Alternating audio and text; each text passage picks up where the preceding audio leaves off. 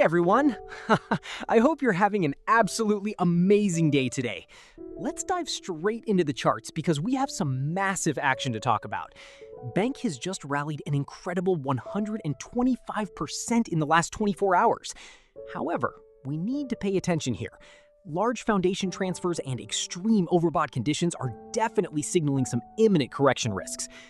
Looking at speculative momentum, it is high right now. The price surged over 125% in just 24 hours, driven by intense retail FOMO and rapid capital deployment. This aggressive buying pressure has pushed technical indicators to absolute extremes, with the RSI peaking all the way up at 94. Meanwhile, capital inflows are sitting at medium, as net inflows have really accelerated, so be very careful if you are trading this one. Want to get daily premium trading calls and personal chart requests?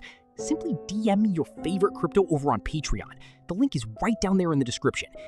Also, please hit that like button, subscribe to the channel, and turn on notifications for more crypto updates. And a quick reminder, guys, this is for educational purposes only and is not financial advice. Always do your own research before jumping into a trade. Thanks so much for watching, and I'll see you in the next video. Happy trading!